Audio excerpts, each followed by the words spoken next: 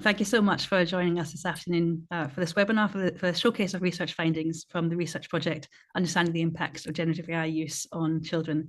We're really excited and really delighted to have so many of you joining us this afternoon to hear these really important research findings looking at the impacts of generative AI use on children. This is a research project that's been conducted by the Alan Turing Institute in collaboration with Children's Parliament and supported by the LEGO Group. And we're really excited that today we are publishing a series of reports from this research and able to share the findings with you all for the first time today. Just before we start, I want to share a few words of housekeeping. Firstly, to note that this webinar is being recorded. The recording will be shared with everybody who registered and expressed an interest in this webinar.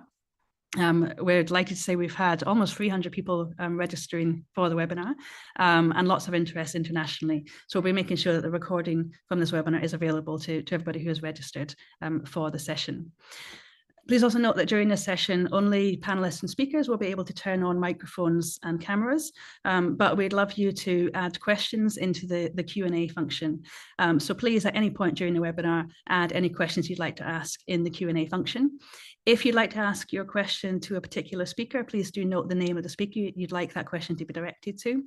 And also remember that you can upvote questions. So if there's a question that somebody else has asked that you would really like to hear an answer to, please upvote the questions in the Q&A function.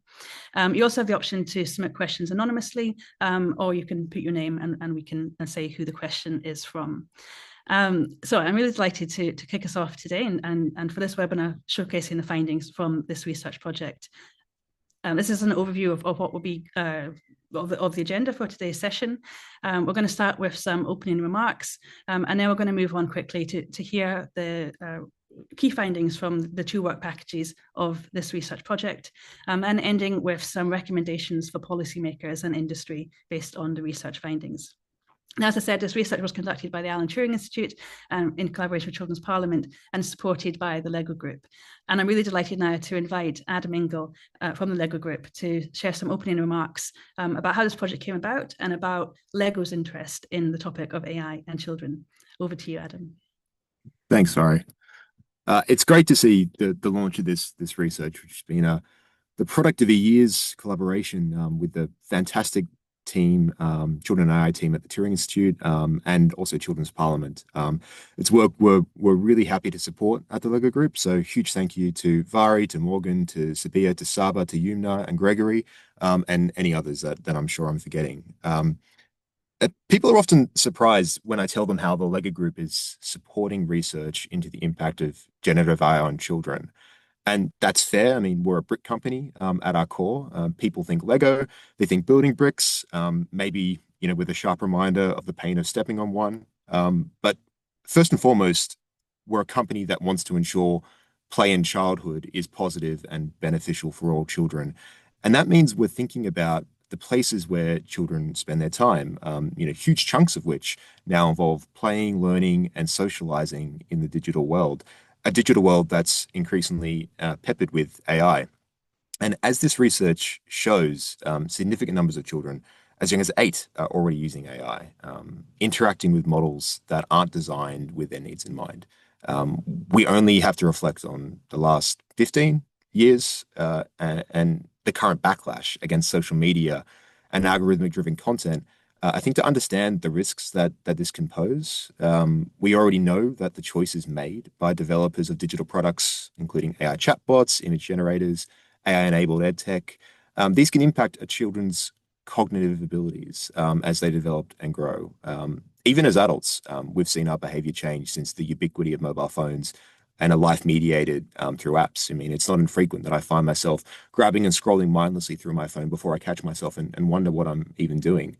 So consider now how these design patterns and these reward loops can influence the behavior of children, given their vulnerabilities and evolving minds. But what might a shift to AI-driven interfaces, designed for immediate gratification in an attention economy, mean for how children themselves grab and sustain attention? What is the impact to critical thinking in a future of instant information where children no longer need to do the work to reach an answer? Do younger children have the digital literacy and emotional development to avoid inappropriate attachments with charismatic AI personas that now comfortably pass the Turing test? I think we need a fuller understanding of these questions and the impact of AI on play and creativity in childhood, particularly as investment in AI increases exponentially and policymakers seem to be shifting away from regulation and moving towards incentivizing AI adoption and the growth of domestic industries. This is all to say that design choices have a real effect on children's daily experiences and will shape the type of people they grow up to be. When the right choices are made by business and product teams that consider children's needs and center them in the design process, we know that digital experience can actually promote the well-being of children. I mean, they can bring joy, they can improve competence, they can aid emotional regulation, they can foster creativity and develop a sense of self. And I think there is a future in which AI accounts for the vulnerabilities of children, becoming a useful tool that supports healthy development, creates new educational opportunities, and helps lift children with diverse play and learning needs. But unlocking this future requires the builders and rule setters of AI to take children's perspective seriously. And we hope that the findings and recommendations from this research can shine a light on some concrete actions needed to help children navigate and benefit from AI rather than just simply being exposed to it. So we really welcome today's publication at LEGO Group, and we look forward to working with you all to represent the interests of children in the new AI era. So thank you, Vari, and back over to you. Thank you, Adam. And thank you, Adam, and to all your colleagues and teams across the LEGO Group. It's really been an absolute pleasure to collaborate with you over the last year in this project. I just want to, before we get into the findings, I want to give a little bit of background as to how this research ties into kind of the ongoing program of work around children and AI at the Alan Turing Institute. This is an area that we've been working on for the last 4 years, starting in 2021, where we collaborated with UNICEF, piloting UNICEF's draft guidance on AI for children. And then over the last 4 years, working on a number of projects looking at governance frameworks around AI and children's rights. And since 2022, collaboration with the Children's Parliament and Scottish AI Alliance, exploring really in depth how AI impacts children's rights, and importantly, how children can become involved in discussions and decision-making processes around design, development, deployment of AI systems, and also around policymaking and regulation relating to AI. In 2025, earlier this year, we also organised and ran the world's first Children's AI Summit, which brought together around 150 children from across the UK to share their messages for what they wanted to be on the agenda for the AI Action Summit in Paris.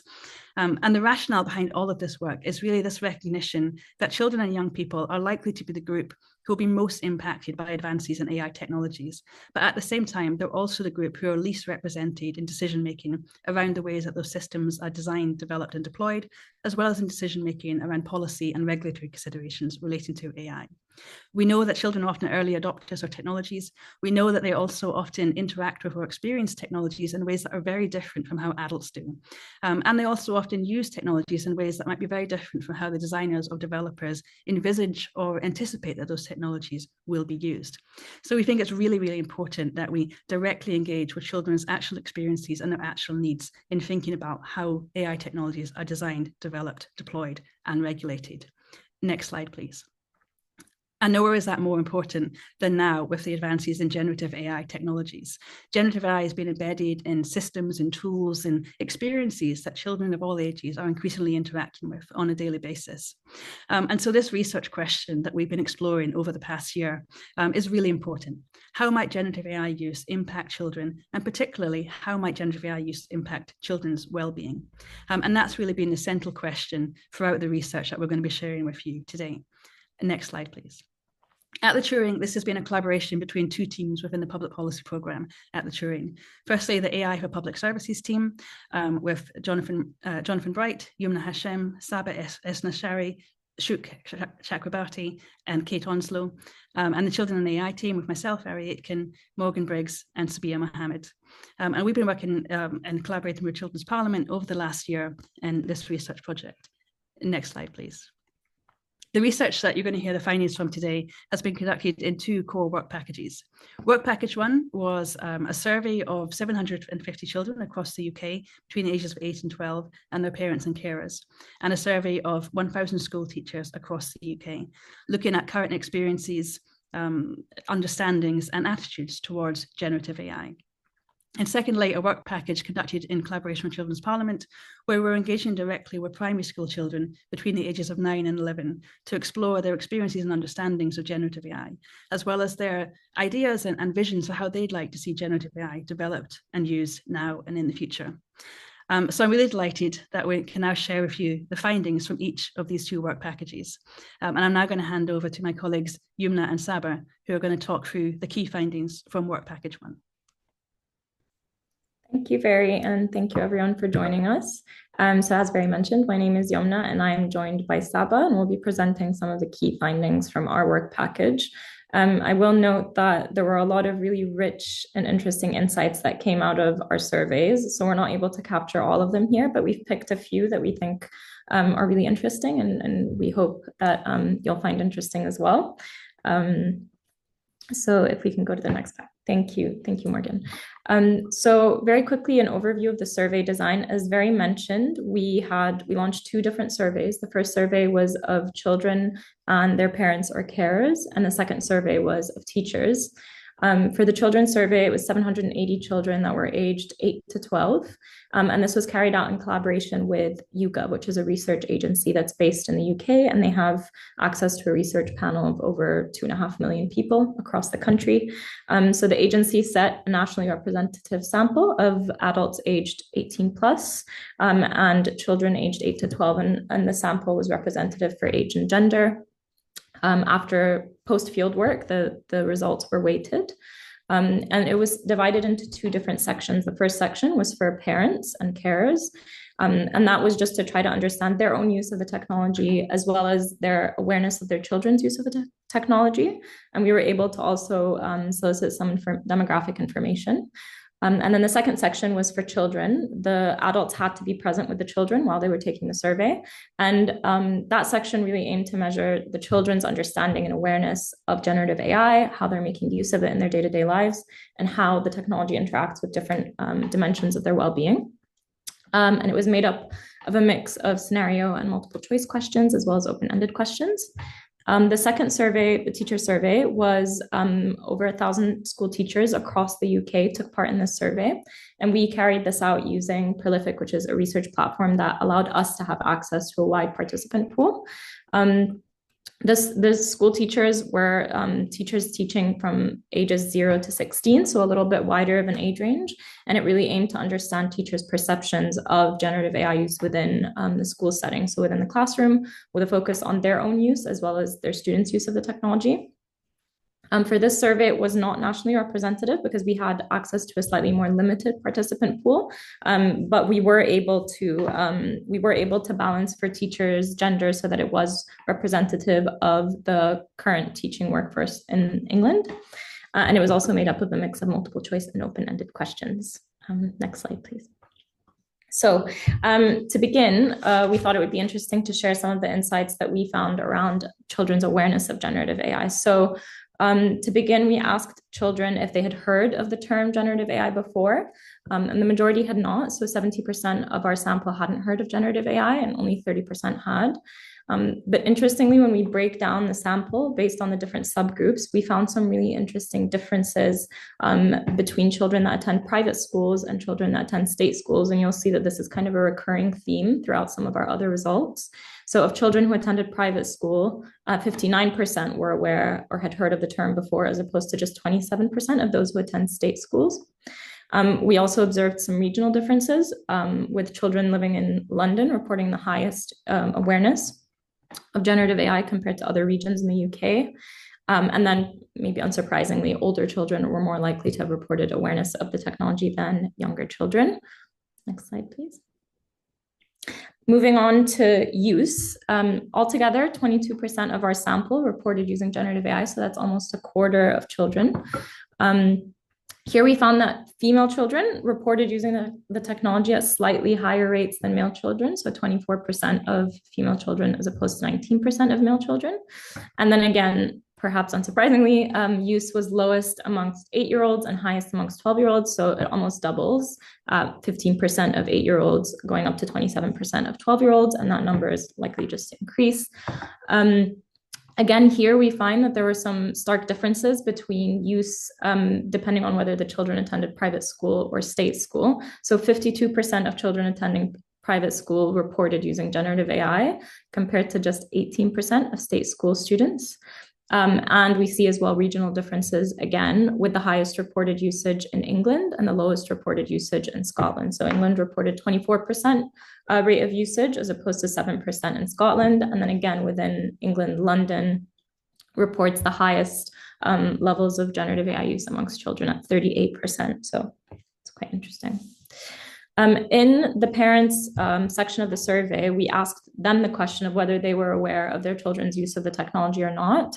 And we were just trying to gauge and get an understanding of, essentially how aware our parents, of their own children's use of the technology. How well does it align with children's reported use? And we ask teachers in the teachers survey if they're aware of their students' use. We find that awareness of use broadly aligns. So 23% of parents report that they're aware their children are using the technology. And within the age group 7 to 11 for teachers, the numbers broadly align as well, around 21% of teachers for those age ranges. For the children who reported using generative AI, we provided them with a list of commonly used tools and asked them to choose the ones that they make use of the most. And we gave them the option to also put in a free text response if their tool wasn't captured. So the most commonly used tool was ChatGPT. More than half of children report using it. And that was followed by Gemini and then My AI by Snapchat. Next slide, please. We then wanted to capture how the children were using these tools. So we provided them again with a list of different use cases, and these were broadly modeled around different elements of the RITEC framework. So we wanted to specifically focus on dimensions of creativity, relationships, emotions, and identities. So you can see from the graphic that children mainly reported using the tool to find out information or to learn about something, to create fun pictures for entertainment, and to get help with homework or schoolwork. And these use cases, of course, differed based on the different subgroups. And when you take a look at the report, you'll be able to see more granular breakdowns of how different subgroups were using the technology differently. In the teacher survey, we asked teachers who reported awareness of their students using the technology if whether they knew some of the use cases that the students were using the technology for, and they very broadly aligned with some of the findings that we had from the children's survey, specifically on finding out information about something, so researching at home, as well as for support with homework or schoolwork. Slide, please.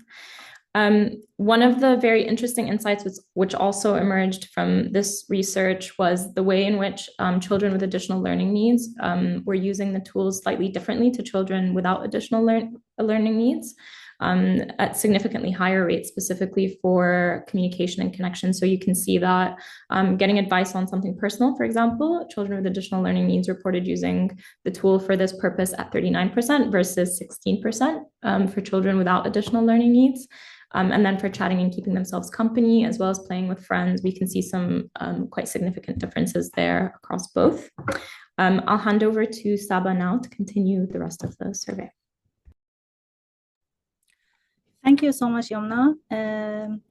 So here I'm going to cover a set of questions about their children's overall feeling and also their interaction with AI, and also how their parents and also their teachers feel about their students' use of AI. We asked questions how in general feel about generative AI, and we found that most of them, like more than half of them, they don't know how they feel about it. And while 1 out of 3 find it exciting and not scary, and 1 out of 6 find it scary or not exciting. Next slide. And then when we look at children's overall feeling broken down by school type, we found very interesting results. More than 80% of students who are attending private schools, they find generative AI exciting. And near 70% of them, they don't find it scary. It is while for students in public schools, more than half of them, they are not sure how they feel about generative AI. Next slide. And then we also found very interesting results when we broke down the results by whether the children had an adult to speak to them about generative AI. We found that if an adult has spoken to children about generative AI, they are more likely to find the technology exciting and also not finding it scary. So more than 50% of children who had an adult to speak about generative AI, they find it exciting, and near 50% of them also don't find it scary. This is while for children who didn't have any adults to speak to them about generative AI, most of them, they don't know how they feel about it. Next slide. In another question, it was a free text question. We asked children how they approach when they are asked at a school to prepare a poster for classwork. And then we found that more than 50% of children, they said that they prefer to use traditional art materials to create their poster. And just around 25% said that they prefer to use digital tools like PowerPoint or Canva. And below 10% of them, they said that they prefer to use generative AI tools like ChatGPT. This finding was also aligned with what will be covered in work package 2 when at the schools, children were more willing to use traditional art materials over AI materials. Next slide. In another set of questions, we ask parents how they feel about their children use of AI. And interestingly, we found that most of the parents, more than 70% of them, they were optimistic and they felt positively about their children's use of AI. But they had concerns regarding some aspects of children's use of AI. Specifically, they had concerns about children accessing inappropriate information and also sharing personal information with generative AI. More than 70 and near 80% of them, they showed concerns around these areas. And also interestingly, we found that parents are very concerned about their children be too trusting of AI and not being able to think critically about the information it provides. More than 70% of them, they showed concern about lack of critical thinking. Next slide. We also asked teachers somewhat similar questions and how they feel about their students' use of generative AI. We found similar statistics about teachers' concerns about children be too trusting of AI and not having enough critical thinking skills. 72% of teachers reported concern around the impact of generative AI on a student's critical thinking. But interestingly, we found that more than 60% of teachers, they said that generative AI can help students with additional learning needs. And teachers are more neutral about the impact of generative AI and children's engagement in the class on students' creativity and their overall well-being. Next slide.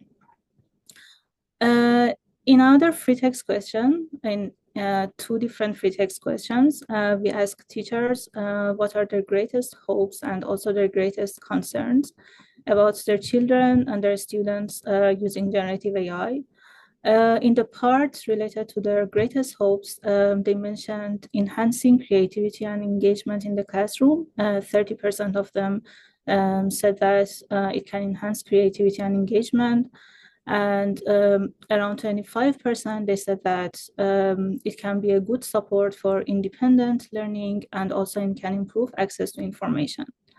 And in the greatest concerns, they said that more than 50% of them said that children can be over-reliant on AI and they may lose their critical thinking skills. And this is somewhat similar to what we found in previous slide about in multiple choice question.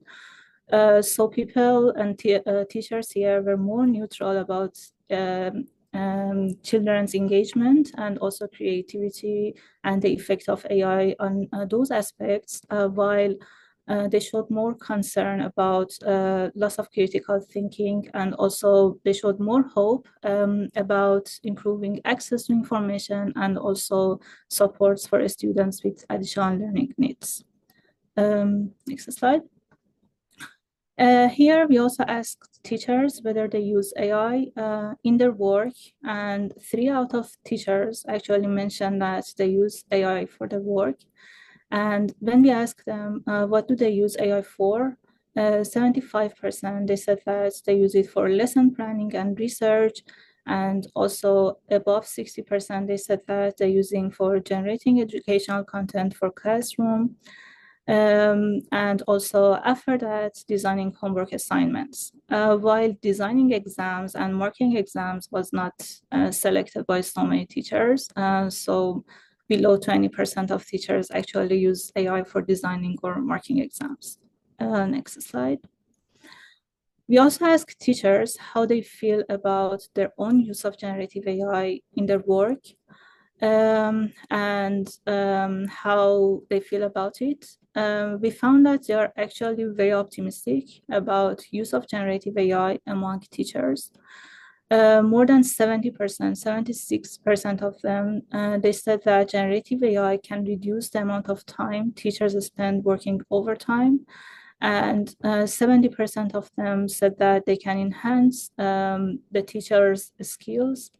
And they also think that generative AI should be more widely used in the classroom by teachers. More than 50% of teachers think that generative AI is capable of being more used in the classrooms.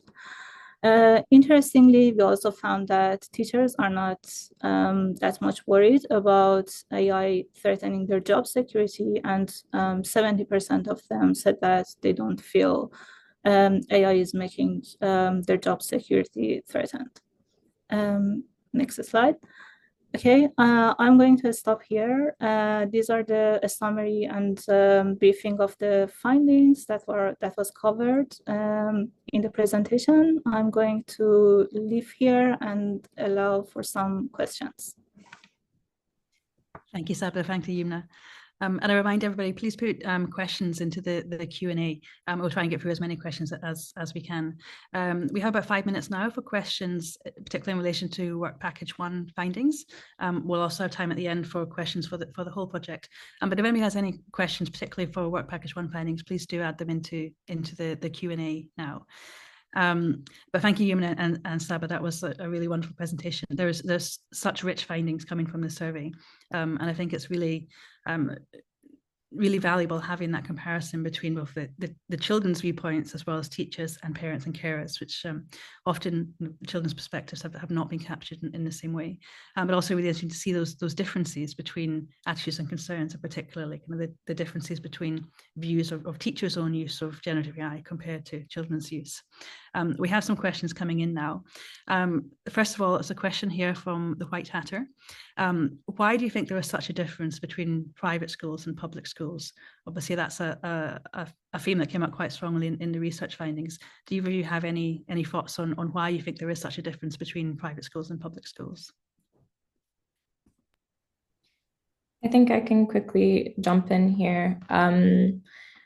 So I don't have a clear answer for this one. I think I could venture out to say it could have something to do with access to resources that are made available to these different to the different schools. But in the case of the children's survey, there's other research that has come out that has shown across different contexts, not just within the UK, that there does appear to be a divide in access to and awareness of digital tools based on the family's socioeconomic group or their income on family income. So we have also collected information on social grade, and that does kind of correlate with these findings.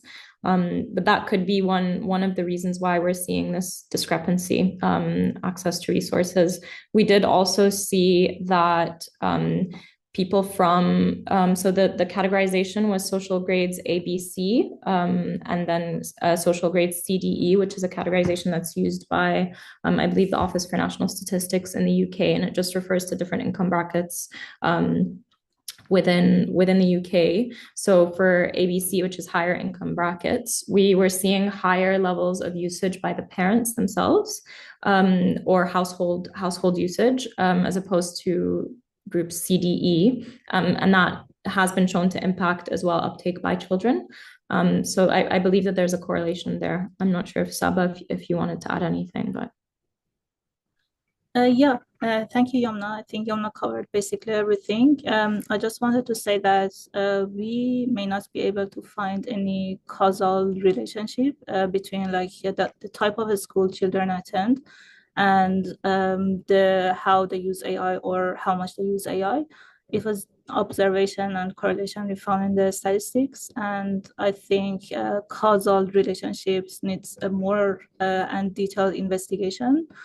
But yeah, Yomna also mentioned about social grade and the differences between the types of families that basically children come from in different schools. Thank you.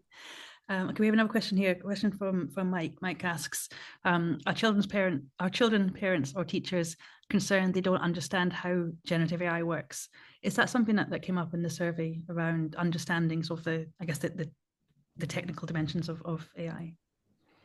We don't have any question about understanding the technical dimensions, but we had questions about understanding how they should interact with the technology and whether the children think that AI can understand them or whether they can understand how AI works in general.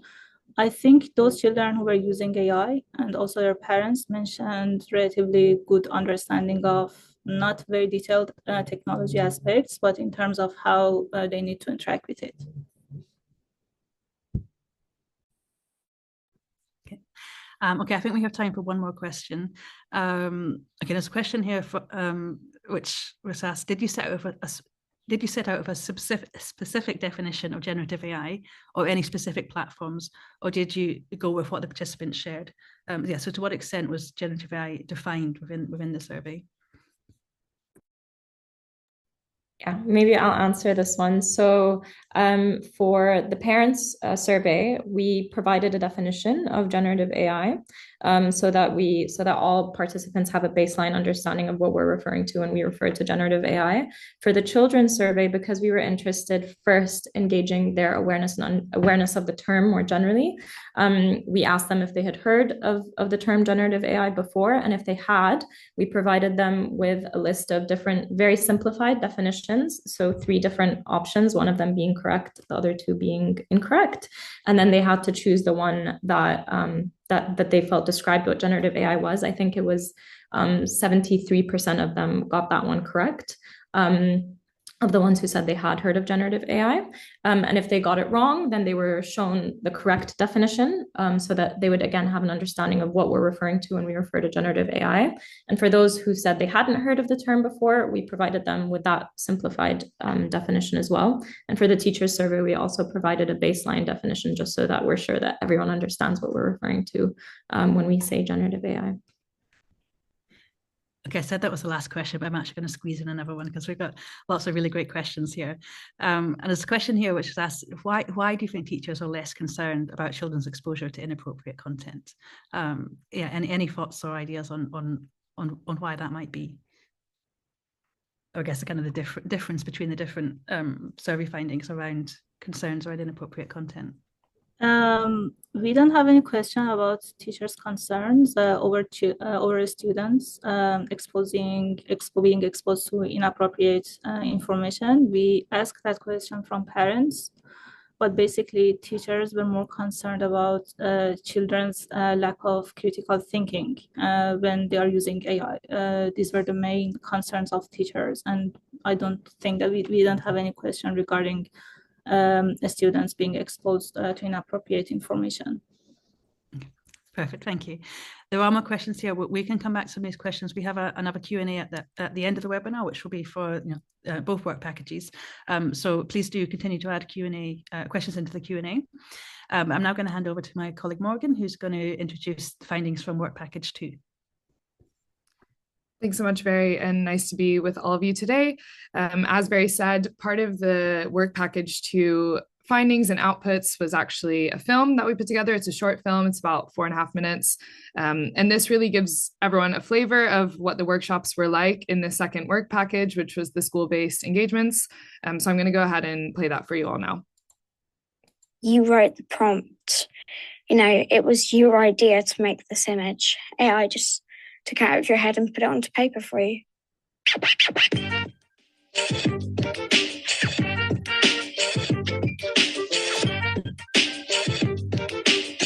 We took part in a 3-day workshop with the Alan Turing Institute and Children's Parliament, where we learned about generative AI and shared our thoughts, opinions, and feelings. Sometimes you can get some pretty weird photos, like you can get some made-up creatures, so children might think that the made-up creature is a real creature. It doesn't listen to all you say. Like, for example, I wanted a red dog, but I couldn't get a red dog. Children from 2 schools in Dundee and Edinburgh explored generative AI through fun games and creative activities. This one has different brands. They don't resemble Ed Sheeran's. First, we learned more about generative AI and shared what we already knew. It stands for artificial intelligence. People use to create pictures, jokes, stories, and music out of. We got to experience using generative AI, and we had the choice to use it when we did creative activities. Some of us decided to use generative AI, and some of us did not.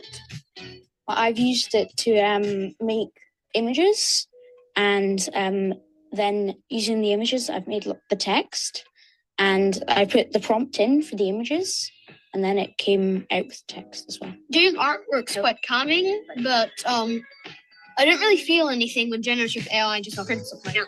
I like using art materials better because I can put down exactly what I want onto the paper. Generative AI was more realistic and it was easier to do. I preferred art. I feel like work I've done with AI isn't quite mine because in a way you've just typed in the prompt and you didn't make it, AI did. But with art materials, you can really relate to what you've made because you did all of that. That was all you. I think it's like a lot quicker than doing art. And I think if you struggle with art or you don't enjoy it as much, it's just quite an easy and quick way to get pretty much as close as you can get to what you want.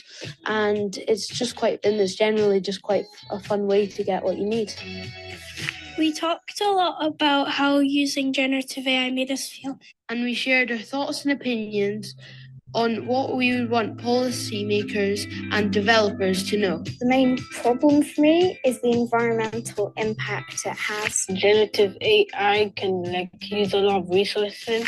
Well, I just got told about how much energy it uses and how much water. Now I'm more skeptical of using it a lot because I used to generate a few images a week and I'm probably not going to do that anymore. I'm probably going to limit it to 1 image a week. The second problem I had was misinformation because that's a serious issue because they can make up entire news stories. I think also people need to know about sometimes it can be bias. It's really important to show diversity in the images. I changed another picture to make it look like me because other people in the picture had white skin and I wanted it to have my clear skin. So if you can like make sure people get the diversity that's needed into the AI and make sure that like nobody's not included. I think it's important for children to have a say because you may have some ideas when you're a child which you'll lose as you grow up because you're in a completely different situation. And those ideas are still important and they should be valued. Those are still good ideas. But if children don't get a say, then these ideas will never get through. And it's important that children do have a say.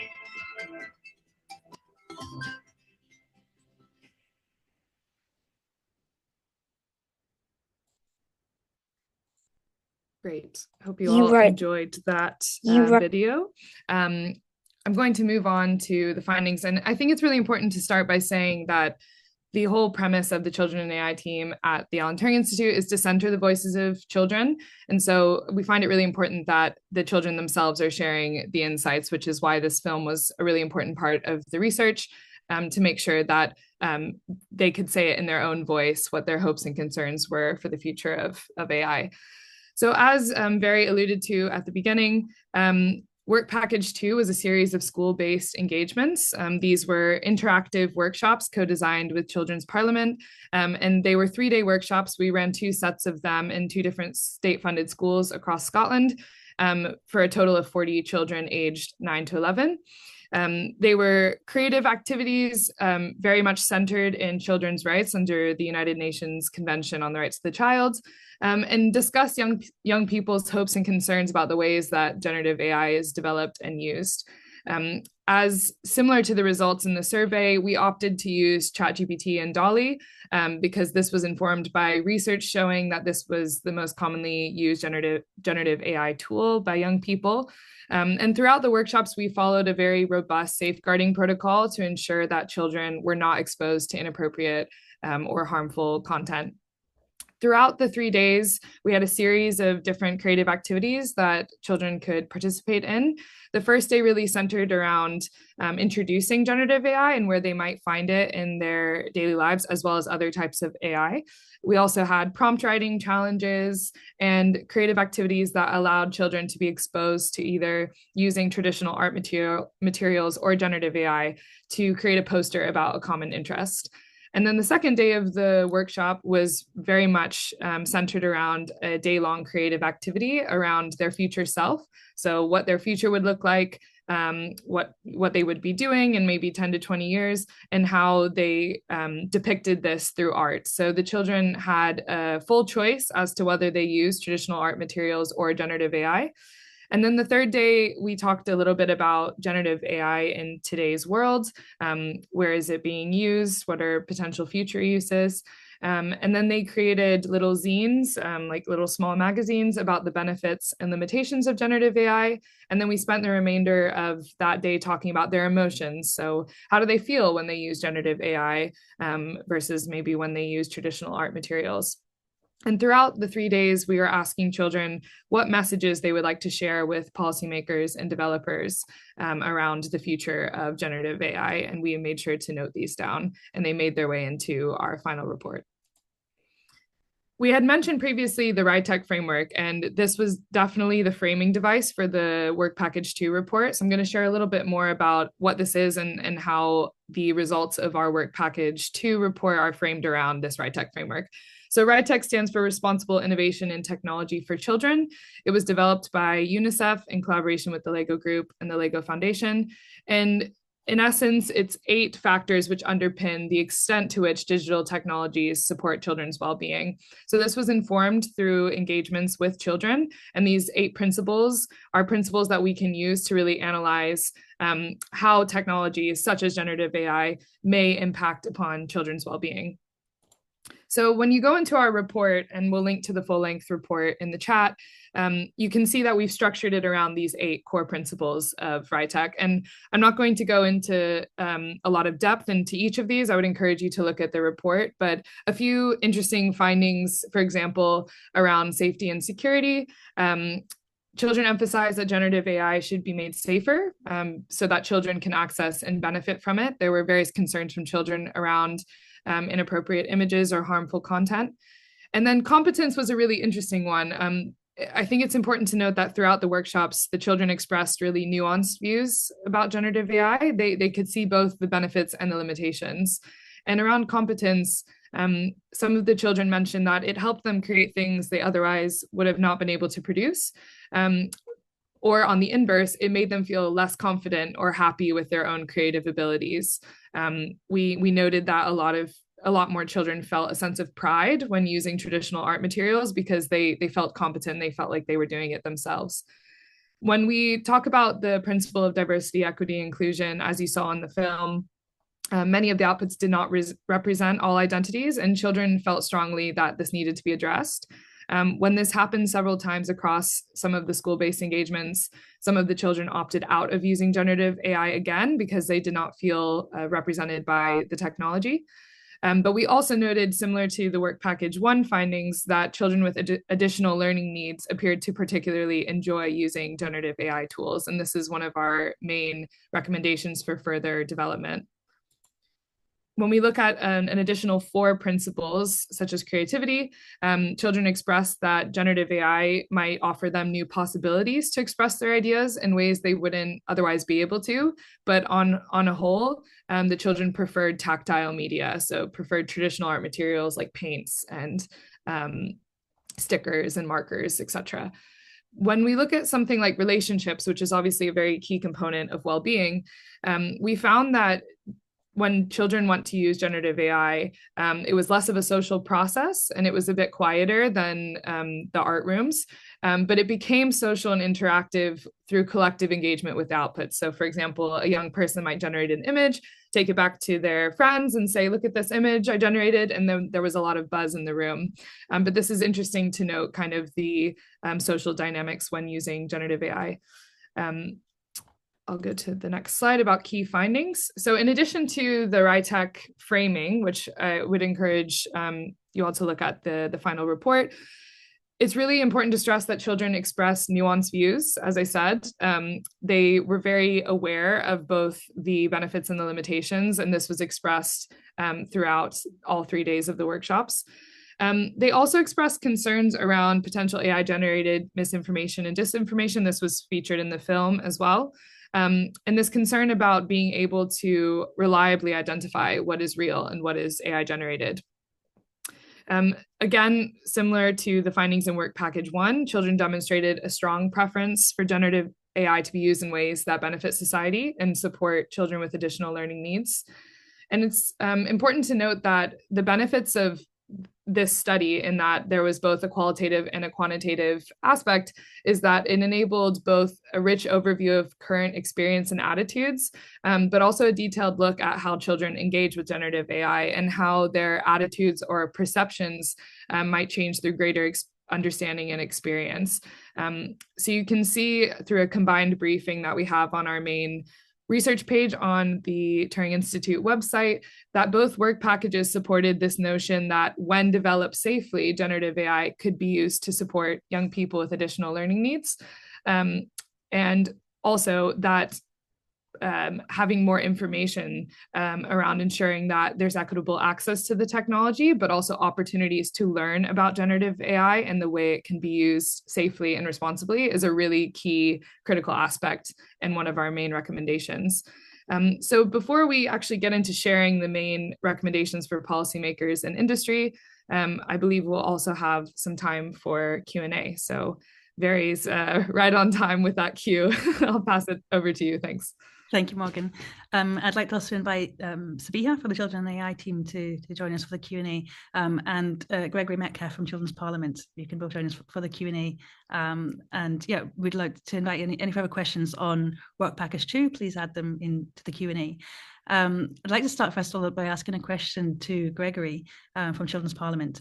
So Gregory, we've been collaborating over the last 3 years on projects looking at children's rights and AI, and this project has been the latest in a series of work engaging children of this age group in Scottish primary schools. I just wondered from your perspective from Children's Parliament, if you can offer any reflections on how this engagement around specifically generative AI, how that differed from the previous engagement, which has looked at kind of AI more broadly. Yeah. Well, it's interesting, yeah, because as you say, it's been nearly 3 years, and when we started the project, it was in the sort of pre-ChatGPT era. So the original project was kind of took a really broad look at all of the different ways that AI is impacting children's lives. I would say with this one, yeah, it was interesting to see children kind of some of the frustrations that came up around us not being able to allow them to use the technology directly, which is obviously not something that had come up in the previous projects, because it's not about kind of generating content that could be inappropriate. Likewise, some of the creative outputs they had, and the kind of the fun that they have with creating things. But I think a definite common theme is that we found across all of the work we did, and a lot of the work that we did in the main project, was not actually using technology itself, but exploring ideas around AI, what AI is, how it affects children's lives through using art materials, and the engagement that children have when you provide them with good quality art materials in school is a really consistent theme, I would say. Yeah, strong preference there. Yeah, that was really striking, the level of excitement about art materials. And there's a question that relates to that here, which is that art or intentionally creative activities are pretty universally understood as fun and independent. Were there any differences or predictions in how preferences on how AI use would change with more tedious forms of schoolwork, especially with age? So how did the writing compare with art, and were there any discussions about maths? Obviously, we had a range of activities, and some were about text and some were about images. So yeah, would anybody like to offer any reflections on I guess the influence of it being focused on, or not primarily, but with the emphasis on creative activities, and how that might have changed attitudes or experiences? Yeah, I mean, I do think this is quite age dependent. Obviously, we were working mainly with children aged 9 to 11. So a lot of their activities within the classroom are kind of creative based, generally speaking. But as we saw, I think similar to, or as evidenced by work package 1, children of different ages use generative AI for different things. So we might expect older children to be using it for schoolwork. Obviously, we had a very specific sample lens of 9 to 11, but it is very interesting to think about schoolwork and how it might be used for kind of text-based essays or things like this. But again, due to the age that we were working with, a lot of their activities, when speaking with their teachers, tended to have some kind of creative element. So we tried to kind of mirror that in the workshops themselves. Yeah, and also just to mention that we did different types of activities with them to give them an idea of how they can use the technology. So for example, we did like a group-based activity where they could come up with a poem. And they could have done that on their own, or they could have used the technology to do that. And in some instances, we saw what their preferences were. And this is all detailed in the report.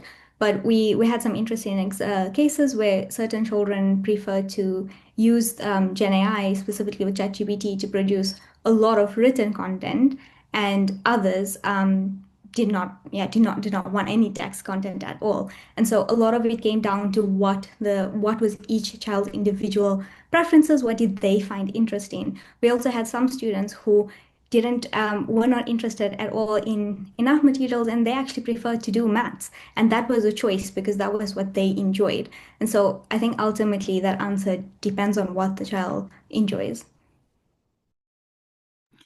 We have another question here, which is about the observations around relationships. So this is from Ed Lawless at the British Museum, and he asks, might observations such as traditional art materials being a more social experience than the AI experience be a product of the environment, or was that accounted for? For instance, was the art room furnished with individual stations of art materials, or was social interaction encouraged by the environment of having to share resources and materials? Might this compare to a traditional AI space where it was encouraged for students to use one device each? So to what extent do you think the environment influenced those kinds of observations around relationships and the social interaction?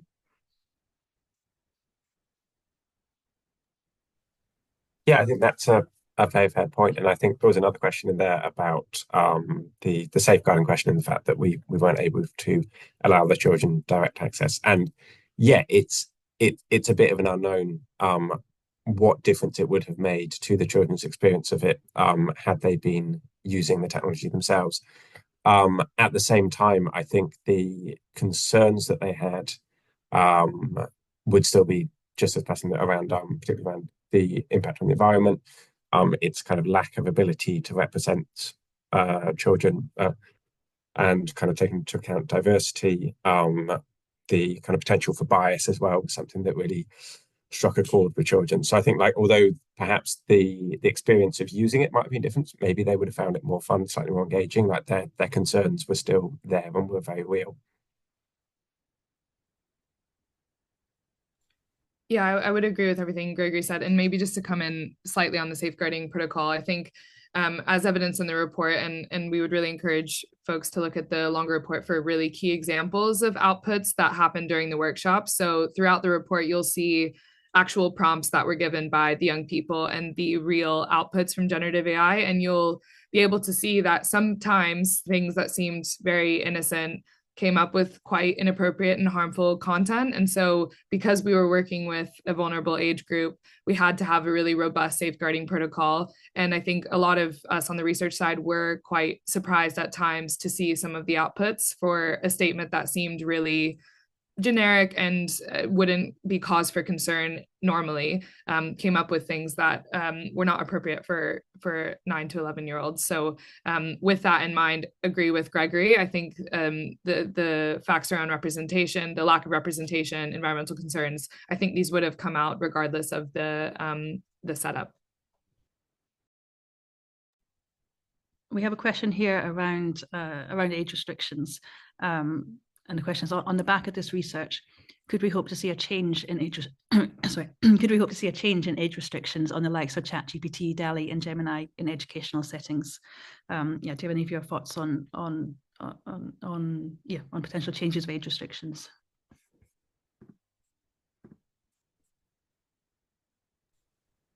Yeah, I can come in again. I think this is also, it seems someone else was asking about this as well, about the terms of service, about 13 to 18-year-olds needing consent. I think this is not that specifically, but I think generally that is a major recommendation that I think Barry will share in the recommendations section, is that these tools need to be safe for use.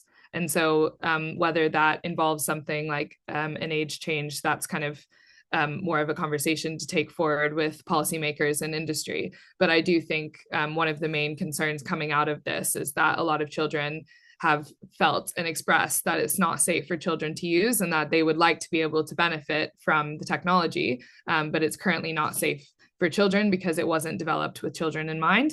And that is one of the main key findings, is that industry and policymakers need to meaningfully engage with children and young people in order to build tools that support them, but also that have their views and perspectives in mind and are safe for them to use.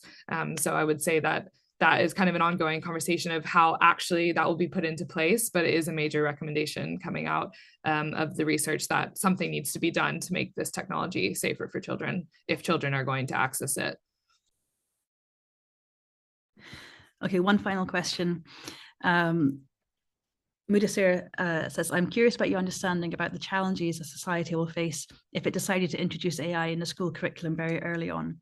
Do you see any risks in particular? You would like to go any particular risks of potentially, I guess, increasing the use of generative AI within school curriculum? Well, this comes back to some of the course of action that children that we worked with on the long-term project have come up with around education, around AI in education, which were particularly around the children who had taken part in the project and so had learned about children's rights and AI, were really keen that children should learn about AI as a technology and the kind of implications it has for their lives and for their rights, in order to be able to make more informed decisions. And also that adults that they worked with should also be receiving this education. Because I think at the moment, what there is a real gap in understanding in the education sector, in society more widely, about what these technologies actually do, what they're doing with your data, how they work, kind of who owns the data, all of those questions. So there were a lot of kind of broader concerns around kind of data security as well, that even beyond the kind of implications of the children themselves using the technology. So I think there's a huge amount of education across the board that needs to happen quite fast before we can kind of get to that point, for me anyway. Spio or Morgan, would you like to add in anything?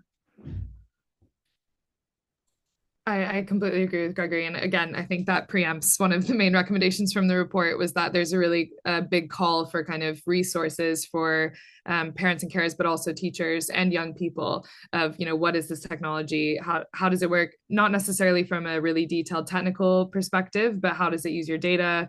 Where is the data coming from? All of these things. How do we derive benefits from it while also remaining safe and empowering children to use the tools? So agreed. Thanks. And I think that takes us very nicely into discussing recommendations from the research. So I'm now going to talk through some of the main recommendations that have come out from the research findings. And so we made a set of recommendations aimed at both policymakers and industry. So both thinking about kind of policy and regulatory responses, but also approaches in relation to design, development, deployment of AI systems. You'll see in our report, we've produced a set of recommendations under 7 broad headings, 7 broad categories of recommendation. The first set of recommendations relate to promoting child-centered AI and children's participation in relation to design, development, deployment of AI systems, as well as in relation to policy and governance relating to generative AI. And this is really drawing on the research findings and the observations that we know that increasingly children of all ages, including children between ages 8 and 12, included in our research, are increasingly using generative AI. But these tools have not been designed with children's interests in mind or with children's needs in mind. And so we think it's really important that children are involved in these processes, are involved in decision-making processes to ensure that we can fully anticipate, identify and address the risks that generative AI might present, but also to realize the benefits and opportunities that AI might present for children and young people. So we recommend that policymakers should actively solicit children's perspectives and learn from their experiences in policymaking processes relating to AI to ensure that their rights and needs are not neglected in decisions about governance, innovation, and investment. We know that preteens, when children below below ages of consent in terms of social media, are routinely interacting with AI tools that are designed for older audiences. And it's really important that developers of AI systems are considering how their tools might impact children's needs and interests and meaningfully engaging them during the design, development, and deployment of generative AI, even when those tools are not primarily intended to be used by children. We also feel that it's important, we recommend to develop safe, age-appropriate generative AI tools so that children can benefit from generative AI without being exposed to potentially harmful or inappropriate content. As Morgan shared within the workshops in Work Package 2, there were many instances where very innocent, very kind of innocuous prompts that were given to generative AI systems produced highly inappropriate and sometimes potentially harmful images or outputs. So as children are increasingly using these tools, they're also increasingly at risk of being exposed to harmful or inappropriate content. In order for them to be able to benefit from generative AI, it's really important that we develop safe, age-appropriate generative AI tools so that they can safely engage with these technologies. We also recommend introducing guidance or certification schemes to identify AI tools that are safe for use in classroom settings to achieve learning outcomes, and that can support the agency of students. And we feel this is really important to guide educators, guide teachers and schools in being able to identify and select appropriate tools to use that are safe and age appropriate. In both work packages, we found a very strong finding of interest in generative AI being used in ways that can support children with additional learning needs. And this was identified both by teachers in the survey and also by children within the workshops in schools. And so we recommend engaging more with children and teachers to identify and pursue opportunities to develop appropriate generative AI tools to support children and young people with additional learning needs. Next slide, please, Morgan. Our next set of recommendations relate to supporting children's diverse forms of play and creativity, both online and offline. As you saw in the video, and as came out very clearly from the findings, many of the children in our research expressed a preference for offline tactile art materials in preference over generative AI tools. And it was really clear that that children are making choices about what tools to use or what media to use. And those choices relate to what's available. It relates to the context and the environment in which they're accessing technologies or art materials. So it's really important, we recommend when advancing or investing in uses of generative AI, particularly in educational contexts, to develop approaches which support wider infrastructure simultaneously, ensuring that generative AI adds value alongside of, not instead of, more tactile materials and approaches. And so we think it's important not to take a purely AI-centered or AI-centric approach, but recognize the role that generative AI might play in combination with or in enhancing more traditional or offline learning materials. And actually in the workshops, when we asked children for their big messages for policymakers and for developers, one of the things that children told us was for policymakers, they wanted them to invest more in traditional art materials for classrooms. And so I think it's really important to think about that wider context and actually what the alternatives are to generative AI. Oh, sorry, back a moment, Morgan. And following on from that, to consider the wider context in which children may access generative AI, recognizing that choices about uses of generative AI are shaped by the environment and context in which those technologies are available and the alternative options or sources of entertainment or education accessible to children. Next slide, please. We then make a set of recommendations around improving AI literacy. And this came out very clearly from the research, as you heard in Work Package 1 and the survey findings, low levels of understanding of what generative AI is, and marked differences between children in private schools and state schools, which points to the need to improve AI literacy, to improve equity of access to information about AI.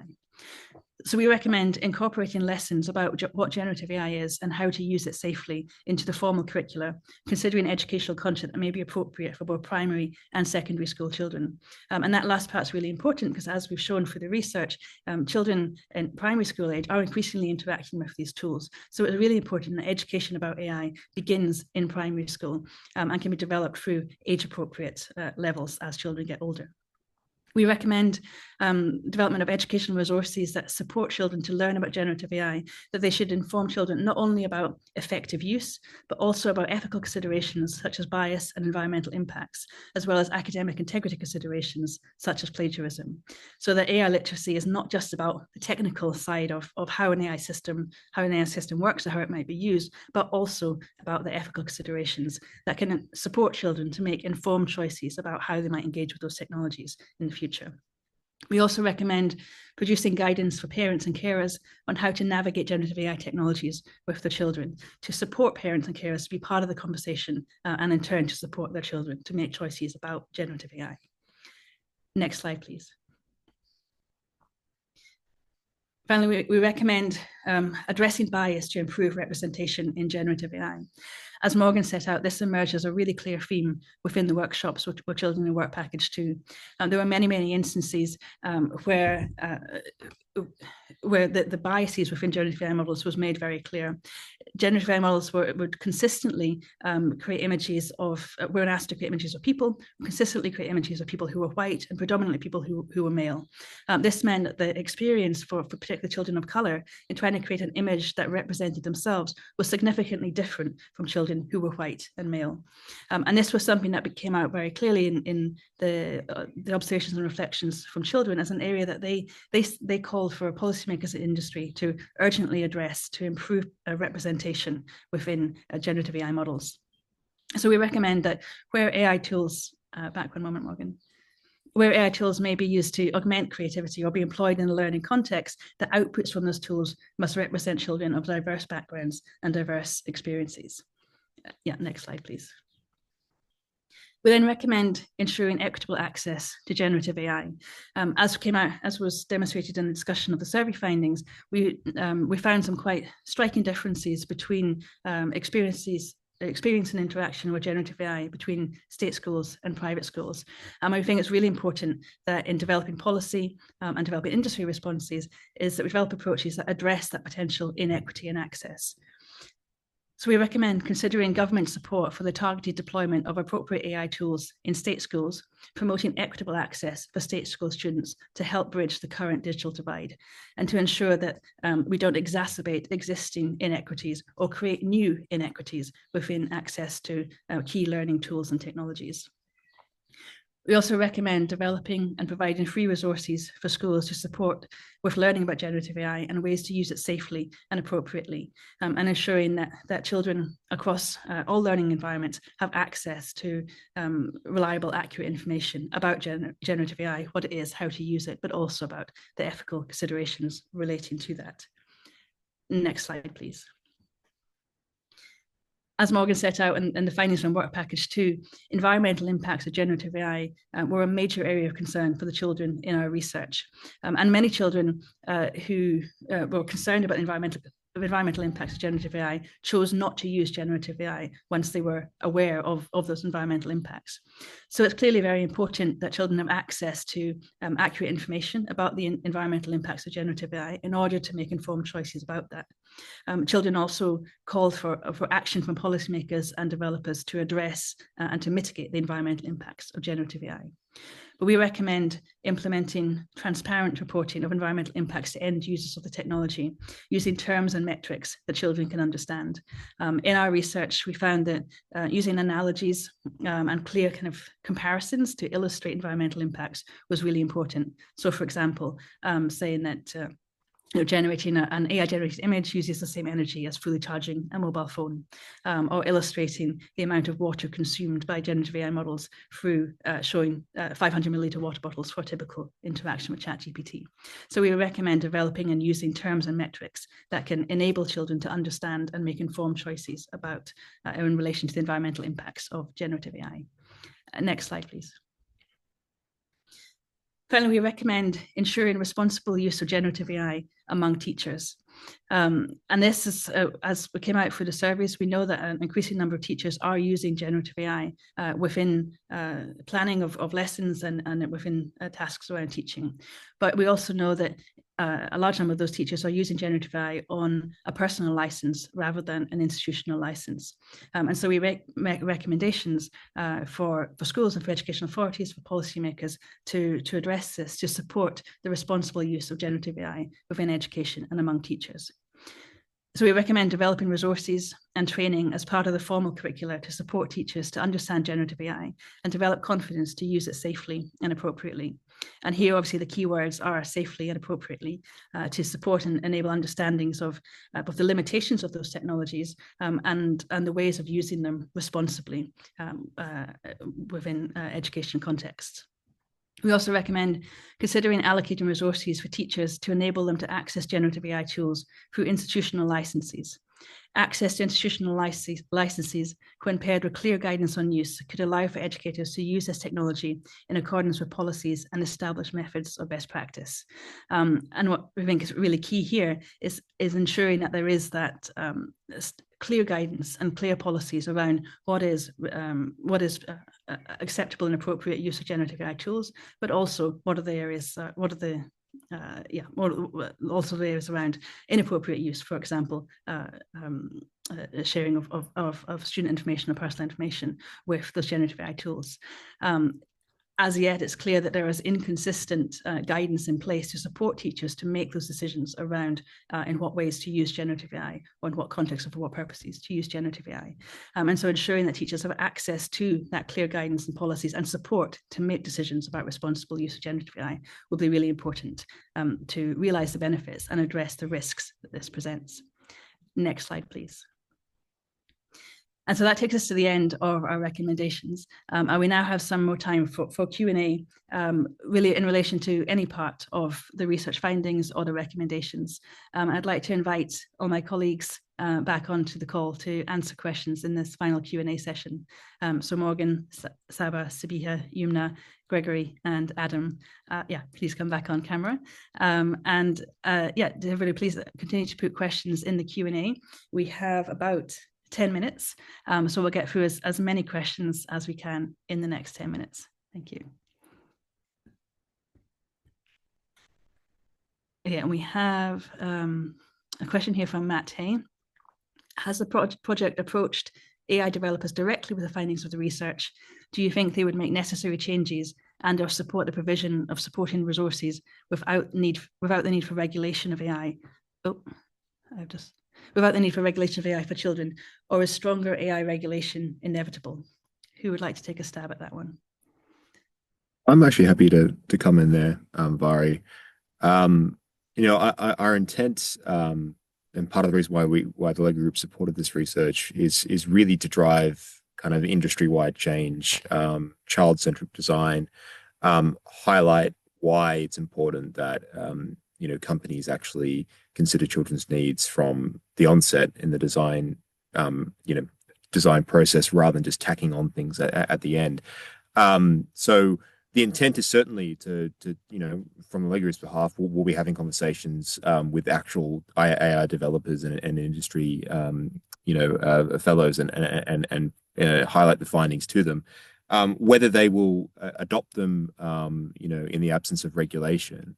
I think there is a bit more of a consensus around the need to protect children's interests and need to be, proactive about responsible design. And this is reaching crescendo right now with a lot of the pushback against social media and some of the toxicity that parents and policymakers have highlighted there. So I think this is actually kind of an opportune moment to get the AI piece with children right, because people are seeing the impacts of social media. Industry is kind of feeling that a little bit more. So I'm optimistic. I think we can actually have that conversation. There are receptive partners in the industry to start thinking about responsible design quite seriously. And I also don't think that, this will happen in the absence of regulation anyway. I do think policymakers are paying attention. We can see bipartisan appetite for online safety regulation, which AI is being rolled into as well. So yeah, I think that all shapes up for like a fairly optimistic picture. But check back in 5 years' time and we'll see. Thank you. There's another related question then on regulation. This question here: how effective do you find the UK's overall regulatory approach to AI has been so far in safeguarding children? Would anybody like to kind of follow on the regulation theme with any reflections on kind of the existing approach to UK regulation to AI in relation to safeguarding children? I mean, it's not my area of expertise at all, but all I can say anecdotally, working with children, is that I haven't noticed the UK's approach to regulating AI for children. So that might tell you something. Yeah, I mean, certainly the work that we've done previously reviewing kind of governance frameworks and regulatory frameworks has found a real gap in the space of meaningful engagement with AI and children's rights. And that's why this approach to this work is so important, to putting the focus on children's experiences and children's rights. Morgan, you look like you were going to unmute there. Yeah, I was going to say, well, I'll start by saying it's a really big question. It's a great question. It's just, I mean, I think even we have the kind of pro-innovation approach to regulation, which is kind of the UK stance on regulation. But then obviously we have things like the Online Safety Act. So I think it remains to be seen in the sense that there's always more opportunities for children to be more meaningfully engaged in this space. And I think we have not yet gotten to the point where I think that's being done enough. And that's part of why this research is so important, because it also demonstrates that children have very nuanced, very detailed views on this technology, because they're the only generation to have grown up with generative AI within their classrooms, within their daily lives. That's not an experience we have as adults. And so we're not the experts on what it's like to grow up in that space. So when we're thinking about things like regulation, we need to ask them, because we don't have that shared experience. They are the experts. And I think there's a lot of room for growth there. Yeah, absolutely. And there's a question here which kind of relates to that in terms of young people's experiences and interaction with these technologies being really different from adults, and maybe using these technologies in ways that are not anticipated or expected by adults. And there's the question here that kind of follows that, and the person says, anecdotally, we found that at high school level, teens are using ChatGPT not for plagiarism, but rather as the new Google. They've shared with us that ChatGPT is more laser focused, and they don't have to deal with the advertising and dark patterns that Google searchers have. And they're asking for our thoughts on that. And I think that's definitely something that we've seen, isn't it? That there's been a lot of certainly when ChatGPT first came out, there was a lot of concern, a lot of I think kind of overblown reporting and concern around potential use of plagiarism. And actually, the evidence is suggesting that young people are using this in more kind of creative ways, maybe as a way of accessing information, or as a way of kind of developing ideas, or as a kind of bouncing off ideas, beginning to think about development of ideas rather than necessarily to create whole outputs or assignments. And that's really interesting in terms of the different ways it's being used, maybe by different age groups. Of course, raises other concerns around if this is being used as a source of information, that actually these tools are really not equipped to be an accurate, reliable source of information, and that's an area that we need to make sure that we increase understandings of, not relying on them as a source of accurate or reliable information, but making sure there's other means of checking sources and accessing information. Does anybody else have any thoughts in terms of the ways that these tools are being used by different age groups? Yeah, I think on that particular point, we had some interesting conversations with the children during the workshops, and so we were interested in, how have they used this, and if in terms of also like information, like just in terms of searching or the information they've collected. And a few of them did actually mention that initially they were interested in the sources of those informations, and then they independently went and did a Google search to confirm whether or not the information they got from ChatGPT does correlate.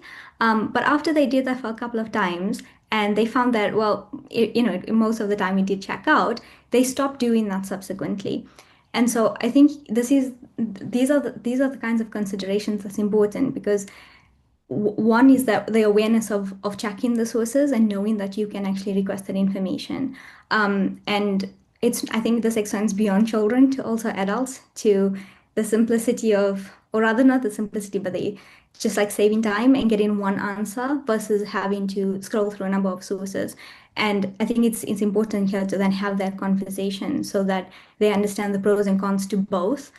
Just as when you're doing a Google search, for example, which previously was going to the library and looking through a number of books, again, having to be critical about where the source of the information is coming from. I think that is probably the most important thing, to know that there's pros and cons to all options of where you're getting your information. Yeah, absolutely.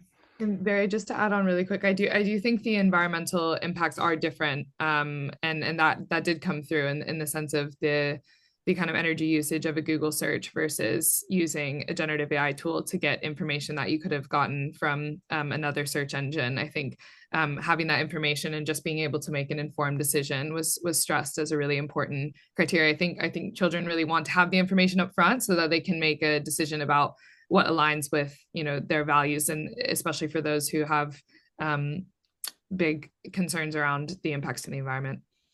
Yeah, absolutely. And that was one thing that came out in where we asked children for their emotional responses, how they were feeling about generative AI, and we asked that throughout the workshops. In some cases that changed, but remember there were some children who expressed feelings of guilt or frustration around not having known about the environmental impacts of a system that they were using, and that they wished they'd known that earlier because it would change the decisions that they made. And that's a really, really important point to reflect on in terms of making sure that children have access to accurate, full information about these systems and the impacts of these systems to make informed choices, and to feel confident about making informed choices about the use of the systems. We have a question here around potential recommendations for schools and teachers. Do we have any recommendations for schools and teachers on how they can actively monitor and assess the impact of AI in their classrooms or across the schools? Who would like to go for some reflections on what recommendations we would have for schools and teachers to monitor and assess the impacts of AI in classrooms and schools?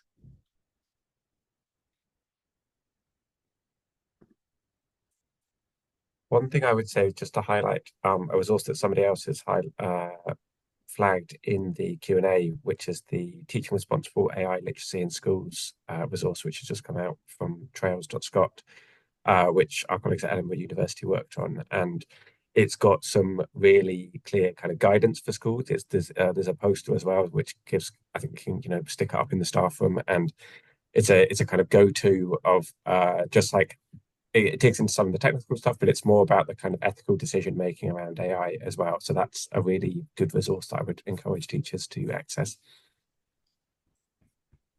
I think also having, depending on the age group, there's so many, I don't want to propose like a one size fits all solution because it's really dependent on the classroom and the teacher. But I do think having candid conversations around it helps with exploring use as opposed to, kind of asking, are you using it for this assignment? Yes or no? Just kind of like, have you ever used it? Have you used it at home? Have you used it with a parent or carer? Just kind of exploring their views and perspectives, I think allows for more of an open conversation. And then that's where you can kind of get into the critical AI literacy bits that involve responsible use. And I think that's a really nice potential way to link it. But again, I think it really depends on the makeup of the classroom and the school and all of these things, but could be one way to approach it.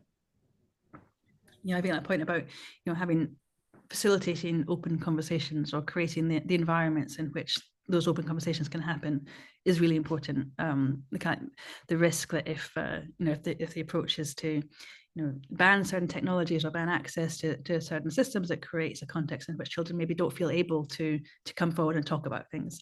And while we need to make sure that there are, of course, appropriate safeguards in place and limits on access to things which are not safe and appropriate, we also really need to make sure there's an environment in which if children maybe encounter something which is not appropriate or doesn't feel or raises concerns, that they're able to come and talk to a trusted adult, whether that's a teacher or a parent or carer, and to discuss these things.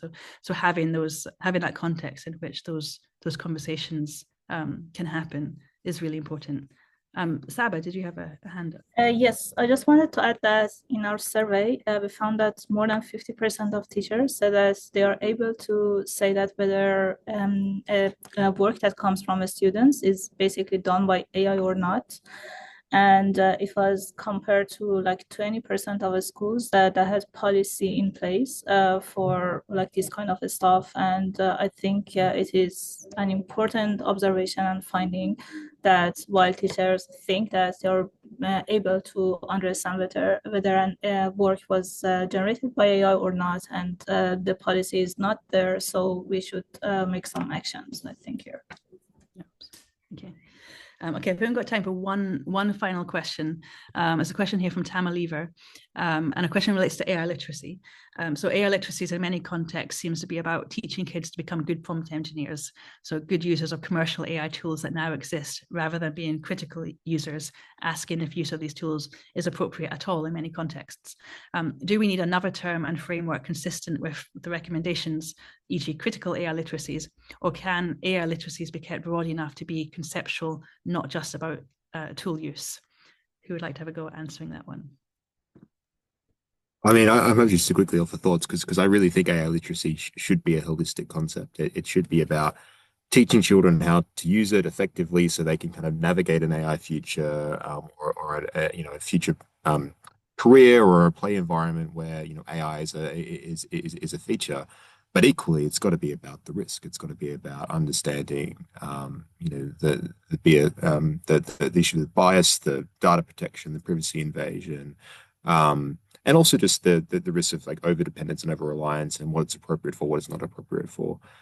So, I mean, I think keeping it as broad a term as possible, so children can use it effectively, are taught how to use it effectively, but also taught when it's not appropriate and the risks that go with it. I think it really is what AI literacy needs to achieve. And I think increasingly as AI just becomes a default in many circumstances, it needs to feature more and more in the classroom. Gregory. Yeah, I was just going to say that across the 3 years we've been working on this, I think the thing that's really helped with that literacy, with the understanding of the ethical issues around it, is that teaching children about their children's human rights alongside it. So they have that as a framework to be able to question when things are not right for them and not right for other children. Definitely. Would anybody else like to come in on this question of AI literacy or critical AI literacy?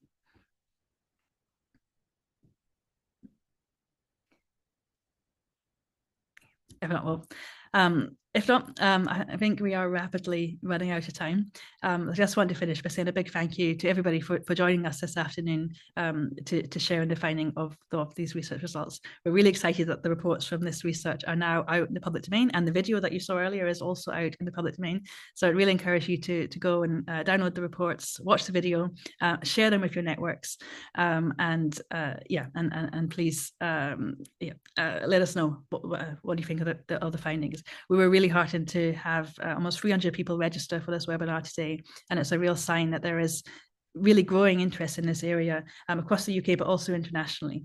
And so we'd be really excited and keen to hear from others working in this space in different contexts, and to learn from the ways that that research findings might resonate, or any differences in different contexts in relation to children's experiences with generative AI. So our team's email address, the Children AI team's email address is on this final slide. Please do reach out if you have any questions about the research or would like to connect around potential future collaborations. We would love to hear from you. Finally, a big thank you to the LEGO Group for supporting this research and for making all of this possible. And thank you everybody for joining, and I hope you all have a wonderful rest of your morning, evening, afternoon, depending which time zone you're in. Thank you all so much.